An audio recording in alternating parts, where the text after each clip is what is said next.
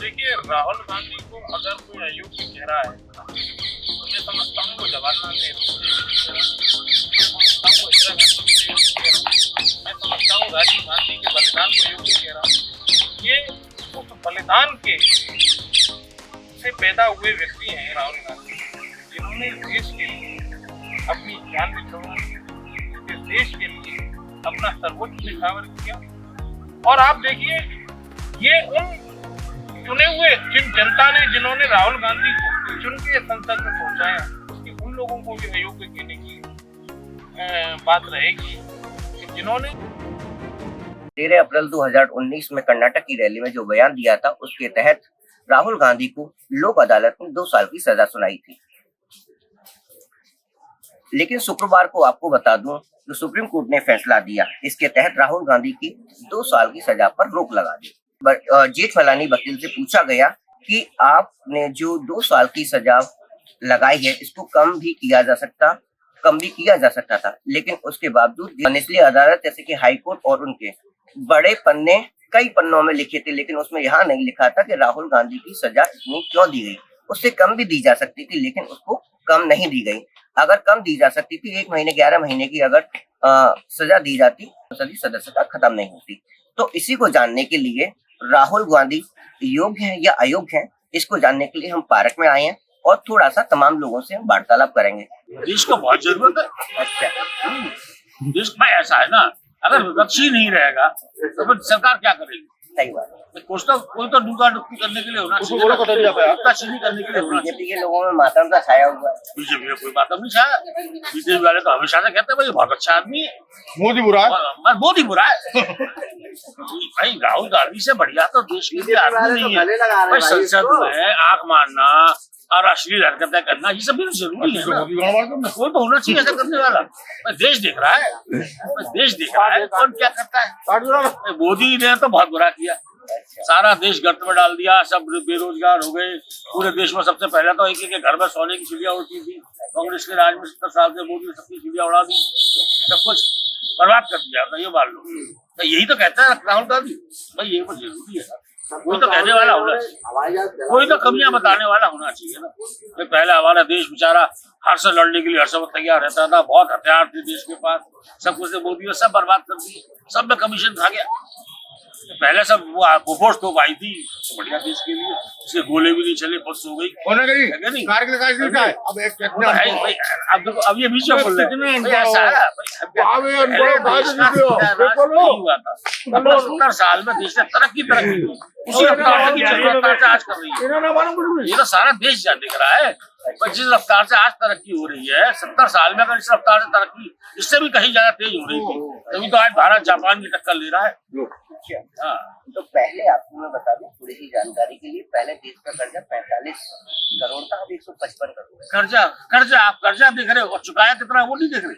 चुकाया कहाँ है? अरे नहीं चुकाया, चलो चुकाया, चलो नंबर बताओ। अच्छा चलो, कर्जा है, चुकाया, कर्जा है, देश की तरक्की हो रही है नहीं हो रही। अच्छा, आजकल कौन सा व्यापार ऐसा है, सुनिए, कौन सा व्यापार या कौन सा समाज का आदमी ऐसा है जो बिना कर्जे के तरक्की कर रहा है?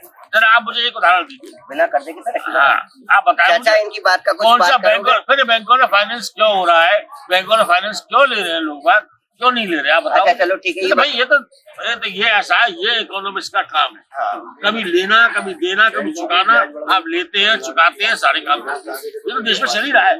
अब 155 करोड़ की आप लेके आ रहे हैं, है ना? राष्ट्रीय स्तर में कोई आपके पास आंकड़े हो तो रखिए, संसद में रखिए आंकड़े संसद में रखिए, तो कितनी बार रखवाओगे? और रख रहे हैं तो आप उनको प्रूव करें ना।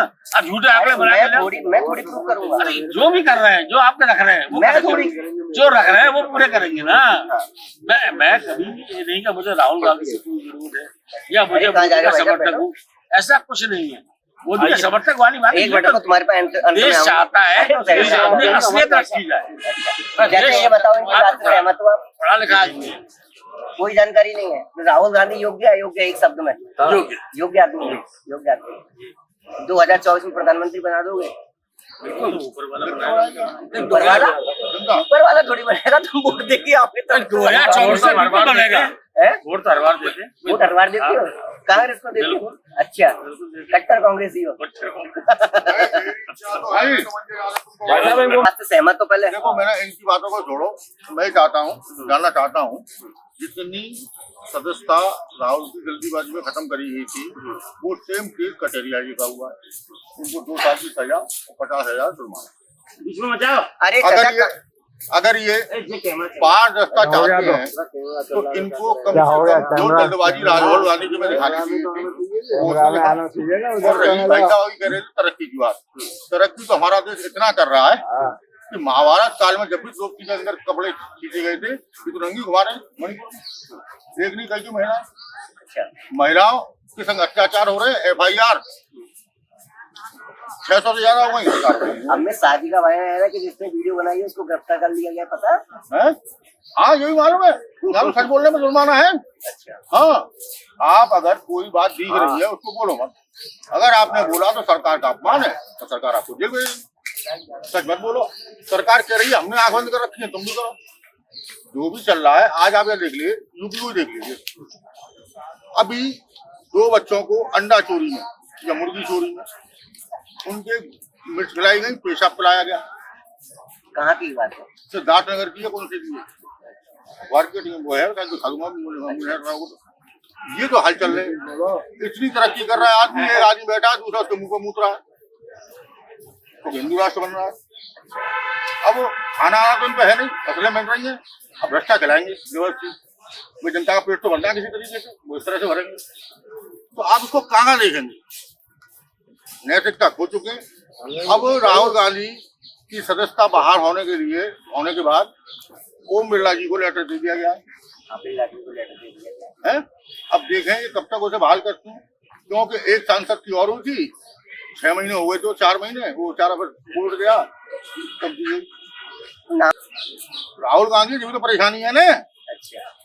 राहुल गांधी नहीं होता कोई परेशानी नहीं थी ना। भाई साहब पूरी भाजपा सिर्फ एक आदमी के दबाव में आती है, उसके एक शब्द को कहने के बाद 300 सांसद और दुनिया भर के कार्यकर्ता लग जाते। उसने कहा ये नोटबंदी के नुकसान होंगे, वो हुए। उसने कहा जनता दौड़ा दौड़ा के मारेगी, जनता ने दौड़ा दौड़ा के मारेगी। अब एक शब्द में राहुल गांधी योग्य या अयोग्य? देखिए, राहुल गांधी योग्य है, इसमें कोई शक नहीं है, और ये लोग भी जानते हैं।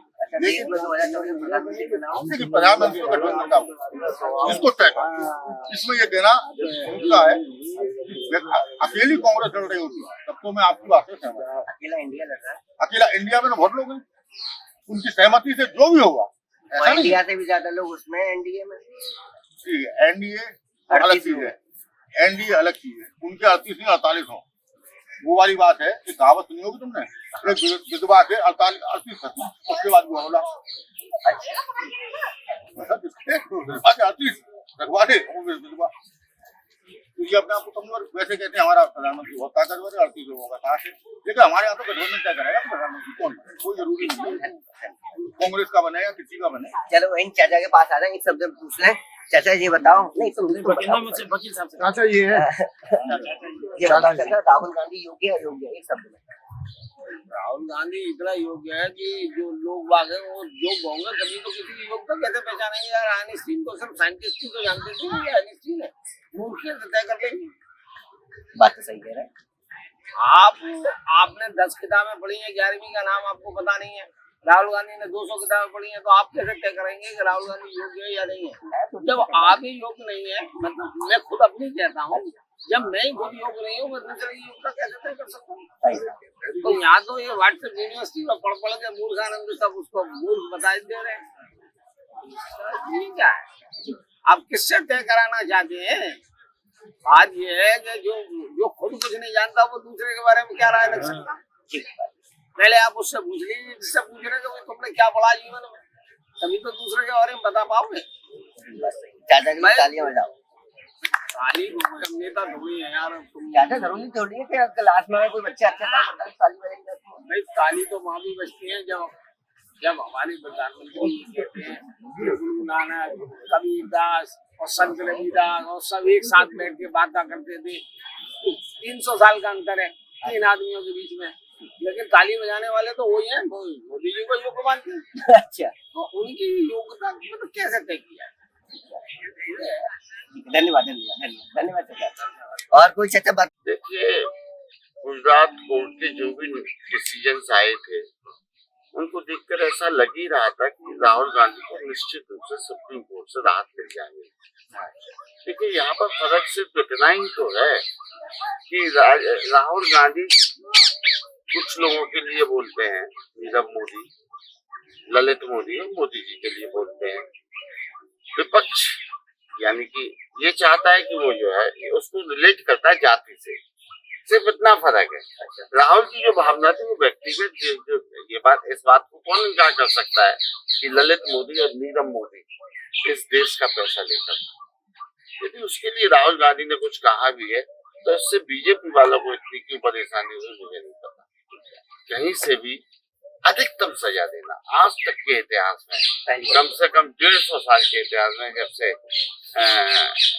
ये कानून लागू हुए हैं, 150 साल के इतिहास में ये पहला एग्जाम्पल है जब किसी व्यक्ति को इतनी कठोर सजा दी गई। और निश्चित रूप से सुप्रीम कोर्ट का जो भी निर्णय है ये लोकतंत्र को पुनः स्थापित करेगा इंडिया में।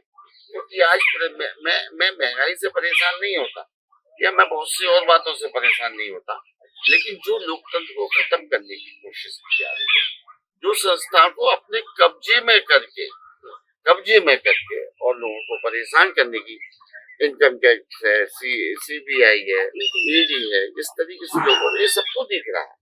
और अगर लोकतंत्र देश में नहीं रहेगा तो इस देश की एकता भी सुरक्षित नहीं रहेगी।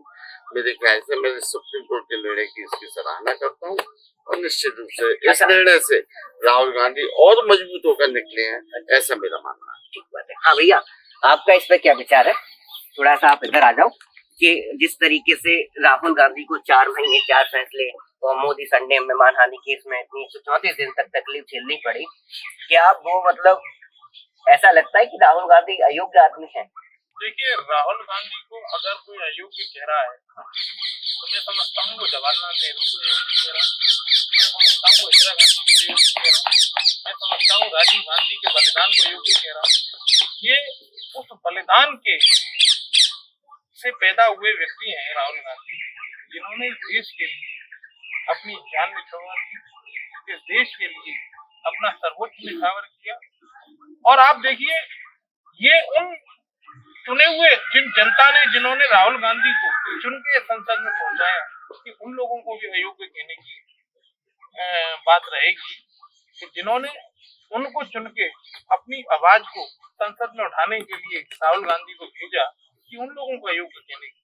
मैं एक बात कह देना चाहता हूँ, आप गौर करिए, जब से मोदी जी आए हैं इन्होंने हमेशा उस व्यक्ति को शिकार बनाया जो इनके सामने इनके खिलाफ आवाज उठाया। आप कहीं ना कहीं, मैं धन्यवाद देता हूँ माननीय सुप्रीम कोर्ट को, जिन्होंने जनता की आवाज को सुन के जो ये फैसला आया उसको स्टे दिया और उन्हें राहुल गांधी को, आप देखिए, सजा तो एक दिन कम की हो सकती थी, हाँ, लेकिन वो तो बच जाती। तो आप देखिए ना, ये सोची समझी, मैं ये कहता हूँ, इस बात को मुझे नहीं कहना चाहिए क्योंकि कहीं कोर्ट का डिसीजन, लेकिन कहीं ना कहीं आप देख रहे हैं, जैसा भी डॉक्टर साहब ने कहा कि देश खतरे में है, सभी तंत्रों को कब्जे में लिया जा रहा है। आप देखिए ना क्या हुआ,